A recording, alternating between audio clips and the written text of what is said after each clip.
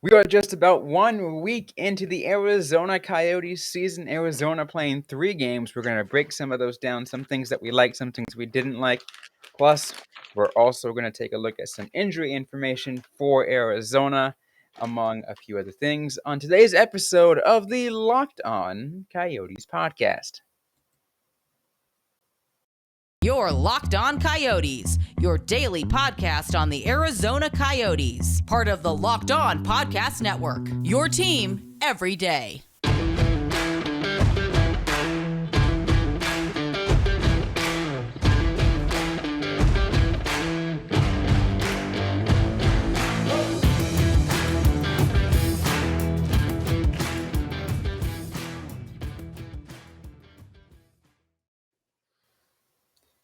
Welcome to the show, everybody. I'm Robyn Leonio. That's Carl Pavlak right beside me. On today's episode of the Locked On Coyotes podcast, I want to thank everyone for making this show your first listen every day. We are free and available on all platforms, including on YouTube. We got a great show for you guys on today's episode.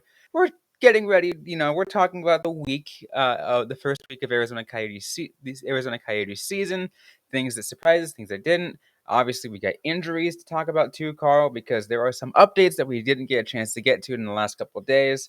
And I guess let's start off with the biggest one, and hearing the information of Nick Schmaltz, who's going to be out for about 6 to 8 weeks with his upper body injury. Yeah, it is not great at all. 6 to 8. I thought it was 4 to 6. Is it 6? Yeah, you're right. 4 to 6. Yeah. My brain. Oh Yes, no, 4 to 6. you are, I believe, correct. Coyotes PR update. Coyotes forward 6 to 8 weeks. So Yeah, there we go. There we go. Yeah, it's so number 6 was correct on both ends, but it's unfortunate. Schmaltz has missed so much time in his career with injuries. It has been a pretty consistent problem for him. He's not the first Coyote centerman to have this problem. Like, my mind always goes to Martin Hansel, but it's it sucks. It really does. And it's also just a shame for Keller to not be able to play alongside Schmaltz in his return. Like, gotta just feel for that guy. oh, absolutely, right? It's you really feel that, especially literally just to start the year, right? In game 1, 2 minutes into game 1, that happens. Yeah. And I'm sure, the person who this is hardest on is Nick Schmaltz. Not only is he dealing with an injury, he is dealing with being away from his team. And I'm sure it's not something that he wants to be dealing with. But, this is the time where he's supposed to be establishing chemistry or reestablishing chemistry with his former teammates, selling himself as a player. And, I imagine he wants to shake the image of a injury-ridden player off, but it just keeps coming up every season. It does, and as there's a lot of players, and obviously Schmaltz is only, one that's dealing with injury. And another injury, Connor Timmons, is day to day. So not as serious. So you don't know what the status can be, but he's day to day. Yeah. Which, I mean, I thought Timmons had some great looks in his first game. Day to day, to me, says that we could hopefully see him very soon. I know he's listed as questionable for the game against Montreal on Thursday, so positive vibe for that one. Yeah, absolutely. So that one's positive. A couple other, I guess, somewhat positives. Ben Mccartney has been activated, but he's been sent down to Tucson. So he's back from injury. That's good. Yeah. And he gets to get his looks down in Tucson, which is what what a lot of us have been hoping for. Yeah. I mean, for just a second, I was like, hey, with Schmaltz, if he goes on long-term IR, do you keep McCartney up and play him? But I was like, no, you should give him his minutes. I'm sure there's someone who's kind of fresh from Tucson that you can bring up in that situation. But yeah, it's good. Ben McCartney's a player who I fell in love with the first time I saw him at training camp. I'm like, this kid is doing something else, and I hope that I get to see him break through, in the future. Absolutely. And it's nice. I got a chance to see him. I think some pretty brief moments in Tucson. Obviously as things started to wrap up of my time in Tucson, like my looks have gotten significantly less of what I've been able to see down there. But it's Yeah, okay because we still got some eyes and ears down there. We got some people who can pay attention, people who can tell us about what he's going to do, and that's probably what we're going to try to do. Especially not just Ben McCartney, but a couple other people down in Tucson who are getting the proper looks. yeah. It felt like the Coyotes don't have all that many like key prospects in the Tucson Roadrunners yet, because like a lot of the names that they're drafting, they're a couple years off. But there's a few like really exciting players that we're definitely going to be keeping an eye on. Like I feel like no one was thinking about Matthias Michelli last season, but he's definitely a player who is establishing himself pretty well to start this year. Absolutely. Final kind of, I guess, roster updates that I feel like we should address, and that is Jacob Chikrin has joined the team in Canada. Yeah, which it's great. I don't know, like they weren't really forthcoming with the timeline for what his injury would be like, which makes sense for a team that's potentially looking to shop him. Don't want to give too many firm details on anything, but it's great to have him back. I know this team could certainly use like someone to stabilize the defense. And the Coyotes and Chikrin would both benefit from him boosting his, status with a couple great games. Absolutely, and it seems that he's gonna be maybe playing some games. I know he's gonna be practicing with the team. And I think that's as much as we know. We don't know actual game status and stuff like that. But I think this also kind of tells us that at least for now, you can dial down some trade talks. Obviously, we're still going to talk about it because it's going to be there. It's going to be lingering for quite a long time. But for now, it seems like okay, you know, we feel like since he's going to be playing for a little bit, we can not worry about it for now. I'm emphasizing that. I mean, I feel like when he was injured would have been the time for people to not worry about it, and people worried about it. Well, here's I the think thing we're going to because be focusing on his playing and his like that aspect of it, but nothing is going to stop people from speculating on Jacob Chikrin. oh no, speculations are always going to come, no matter what, Yeah. right? It's gonna, and that just comes with the territory of being a really good young defenseman on a significantly rebuilding team, and having that young defenseman say he wanted to move. Yes. After being approached by the team saying, "Hey, would you be interested in moving?" So that yeah, there's going to be speculation.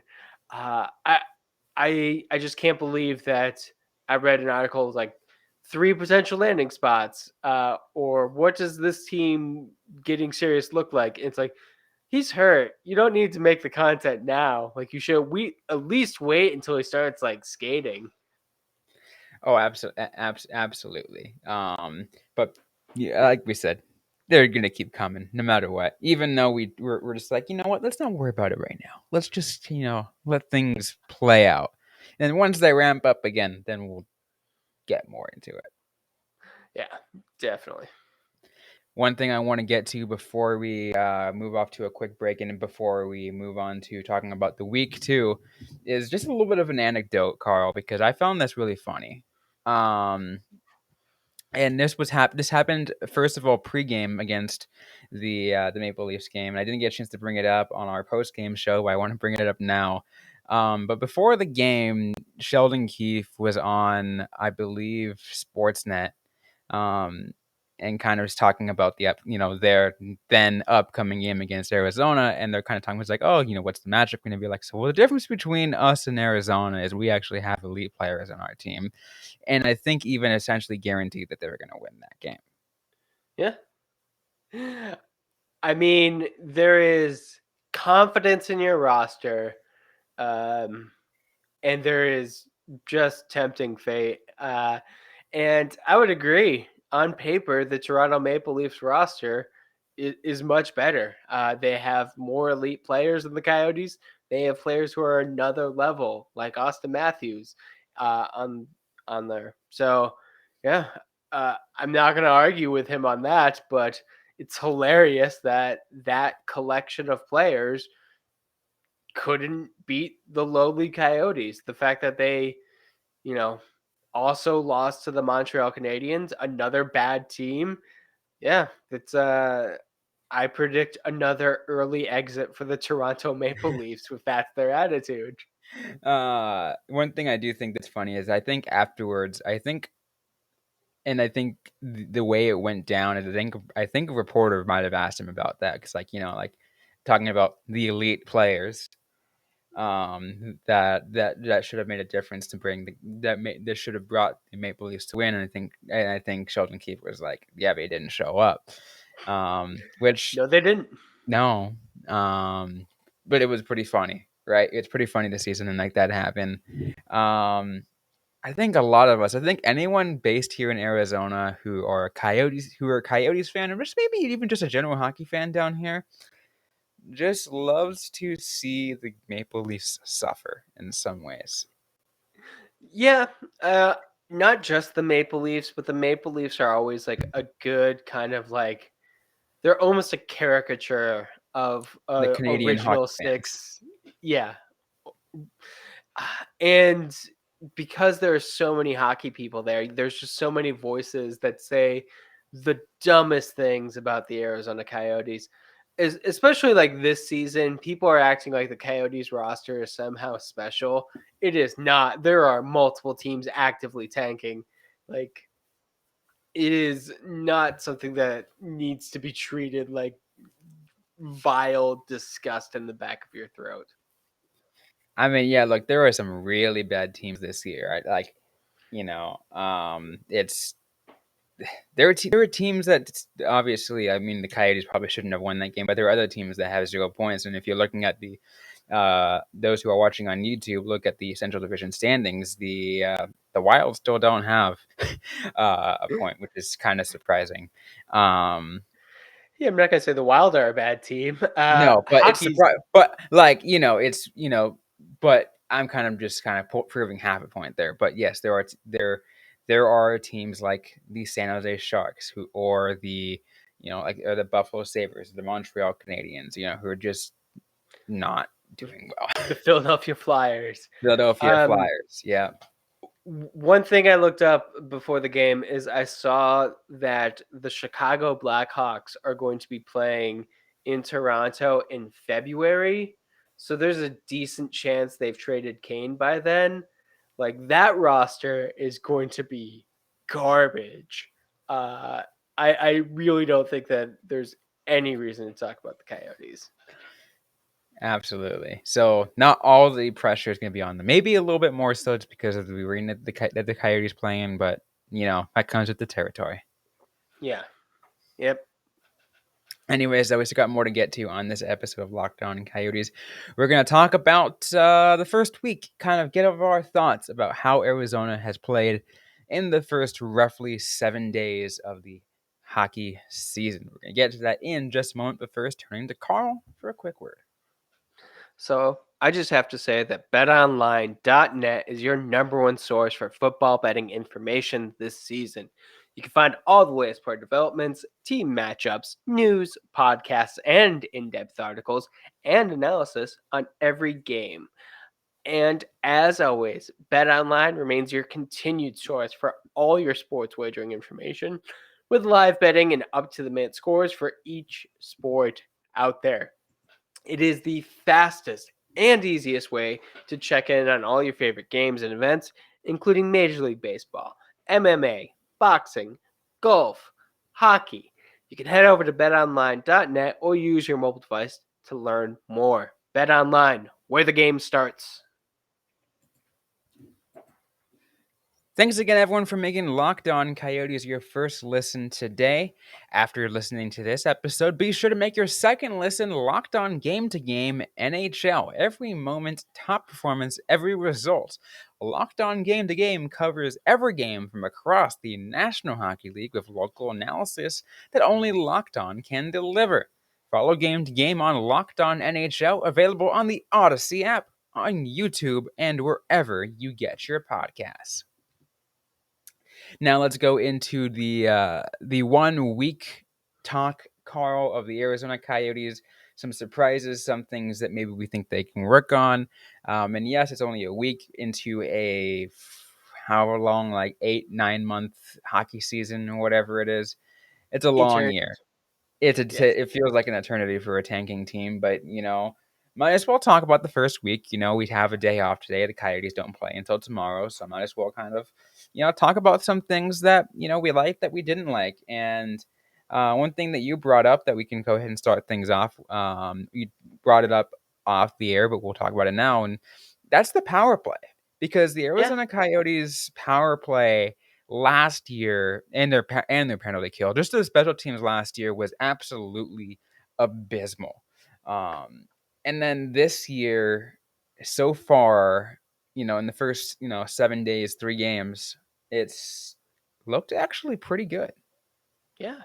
The Coyotes surprisingly have one of the best power plays in the NHL.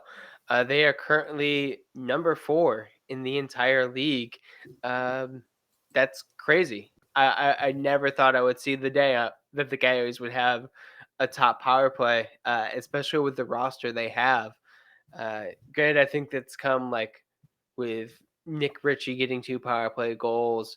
I believe there was 2 power play goals in the Coyotes last game, so they're getting them all now, but they're getting them. Absolutely. And I'm trying to figure out, like, I'm not sure if my memory is serving me correct, but is the new assistant coach John Madden coaching the power play? I am not sure. I think so. Because that could make a difference, right? Yeah. Maybe John Madden is doing something right. That who was it? Blank on his name. Stillman, right? Is Was it Stillman the Stillman one? who? I remember blanking on who did it. Oh, Phil Housley. That's who it was. Yes. Um, It's always tough because Housley defenseman, you don't immediately think power play, but right. I mean, whoever's doing it now, it's certainly a step up from what it was.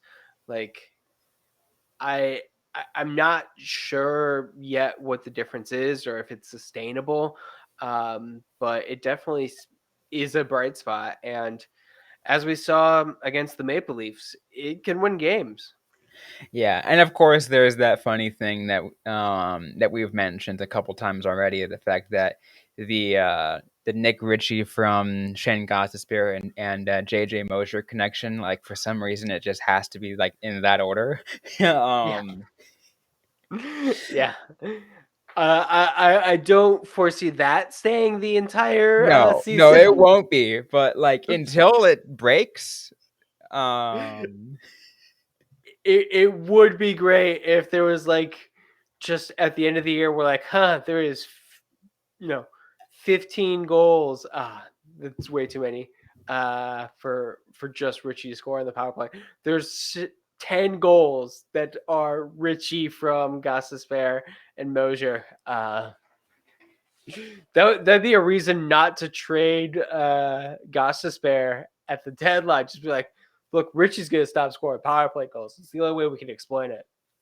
yeah, and maybe like and also like, hey, also Gostisbehere knows where to go to get the feed from Mosier. Yeah. So Who's Mosier gonna play with? We just can't go. We need to keep this together. Um, I I really would like the Coyotes to have a good power play because they need some kind of advantage. They need some area where they're doing well, and the power play seems like it's the best chance for that to have some kind of ability to get back into a game, have that equalizer. Yeah, it could be, but I'm glad the Coyotes, like, some bit of the Coyotes special teams is doing well, right? Because you know you want to look at progress because we're looking at a rebuild. Yes, it's only year two, and like obviously it's only week one into year two.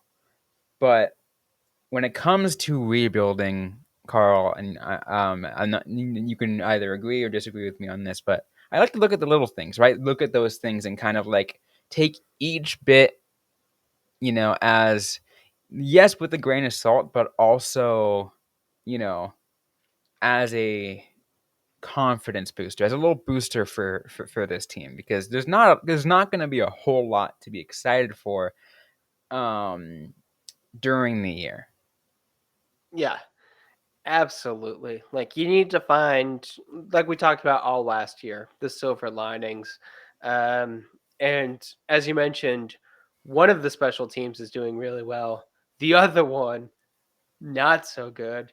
The Coyotes have the 22nd ranked penalty kill in the league. That is not great. They have killed uh, 71.4%. Uh, the lowest is the Colorado Avalanche, who have killed 50%, which, damn, I don't know what's going on with Colorado Avalanche this year. Yeah, I don't know. It's really weird to see some teams this year are just not playing to what you would expect. I mean, with the Avalanche Cup hangover, let's be real. They're probably still Yes. partying off the last season. So let's I not mean, count yes, them but out. like, I mean, I love making this comparison. Look at um like Alex Ovechkin and the Washington Capitals the year after they won. Like literally in like the first week, Alex Ovechkin was still like on pace to like break his own like single season like Sure. personal record on goals. And you're like, dude, like, didn't you just get like drunk like every day? He can multitask. He can do multiple things. I don't know. I mean, I can tell you why the Coyotes penalty kill is not doing good. Well, everything is why the Coyotes penalty kill is not doing good, and they're taking far too many penalties that they're just putting stress on it. That's the biggest issue, right? They're taking far too many penalties for that. You look at situations in which like you just look at the way it's done. You're just like, really, you're gonna do shit like that? And at the same time, I think,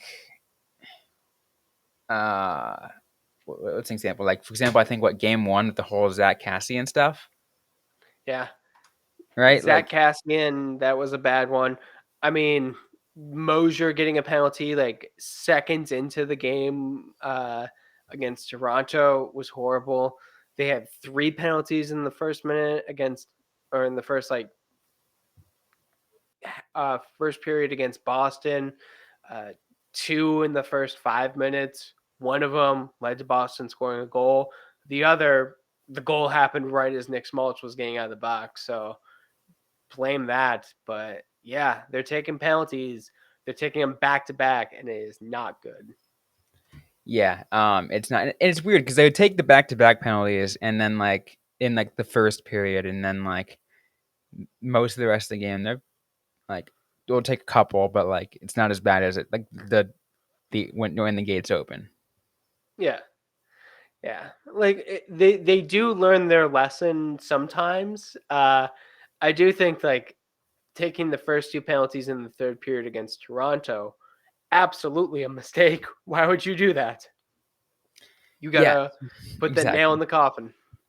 Yeah, especially when it's Toronto, right? I mean, Yeah, obviously the Coyotes got lucky. The fact that Toronto just didn't play up to, their extreme high danger, team that they're supposed to be of Yeah. all their elite players. Um, They didn't but play up to as good as they could be. Uh, and, the Coyotes got I would say, very fortunate call from the Situation Room, too. But, you know, what Marner had a goal on the power play. So if the right. Coyotes hadn't taken that penalty, could have been a much easier game for them. Yeah. I do want to address real quick before I get on a couple of things that I'm trying to remember. Was 4-2 your final score, but obviously in favor of.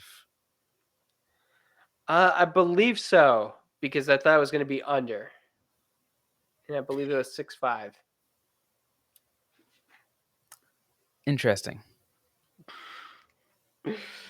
Yeah, So you got the under correct. I got the under correct. Good for you. A couple of last things I do want to address, and I talked about it on yesterday's episode, but I want to talk about it again because I think it's important. And that's Barrett Hayton's first few games of this season. Yeah, Hayton was a holdout and whatever, and he literally just joined the team like right before training camp started. And then comes out and like maybe not be on the scoring sheet as the things are on here. Especially if you look at like once again this from Toronto, but the he's still showing up in those ways that we talked about, like with drawing penalties, right? He is being there. He knows how to get in the right spot to create the power play opportunities that Arizona has been able to capitalize on. yeah. Barrett Hayton has been just really good to start. He is not getting nearly as much love on the score sheet, but what does he have? Oh, he doesn't have a point yet. That is astonishing to me because he's just looked great on the ice. I can see him getting something very soon. Um, you know, with Schmaltz being down, does he get more time with Keller? That would be interesting.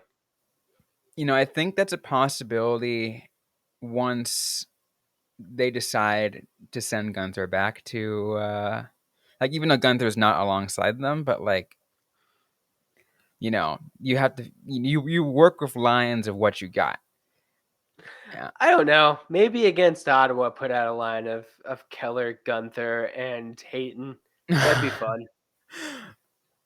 Yeah, why not? Right? Maybe like, why not against Montreal? Because Montreal isn't. Yeah. You know. The next two games, and now we're doing it. We're underestimating our opponents. The next two games are not like massive deals for the Coyotes. Uh, so maybe experiment. It's why you got Gunther up anyways. Yeah, well, here's the thing. Like, we can like the Coyotes, like, and we as reporters, we can underestimate the next teams because one, like, if the Coyotes lose, we're just like, it's a tank year. Yeah. It's not like we're just gonna matter anyways. Plus, like, really, all that really matters is for Arizona is that they give their young guys an opportunity to, work well together and grow. So like, yeah, you'd like to see them win. We'd be like, yeah, you know what, that was awesome, but I like experimenting against teams that you might have a better shot at winning at. So, so experiment, do it. Yeah. It is absolutely important that they make the most out of Gunther's time in Arizona and put him in the best, spot so he can have a great career. And that comes with giving him the minutes that work best for him along the line mates Yeah, that work best for him. absolutely. Any final thoughts you want to do before we close things off on this episode? It's the Coyotes are surprisingly in a good spot a weekend. It's very surprising. I thought it was going to be much worse. I mean, we're glad we're like on a, like, we feel different now that they're actually, having them won a game versus last year when they went through 12 games having not won a game. Yeah. The Coyotes will have a 12-game losing streak at some point, but it'll be like later in the season and we'll care less. At least we're not the Vancouver Canucks who have like given up multiple goal leads and lost their first 4. That's fun. Exactly. Anyways, we're just about out of time out of this episode of the Locked On Coyotes podcast. If you like what you heard, don't forget to leave a 5-star review. Like, comment, and subscribe if you have yet to already. We're available everywhere you get your podcast: iTunes, Google, Spotify, the Audacy app, also on the 12 News app for those local listeners. We're also on social media. Be sure to interact with us on Facebook, facebook.com/LockedOnCoyotes, on Instagram at LockedOnCoyotes, and on Twitter at LO_Coyotes. I am personally at Robyn_Leonio. Carl Pavlak is at Carl Pavlak FFH. Interact with us, ask a question you might have. We might answer right back, or on a future episode of the Locked On Coyotes podcast. Thanks again, everyone, for listening to today's episode. Hope you guys are staying safe out there. Hope you guys are staying healthy. And don't forget to howl on.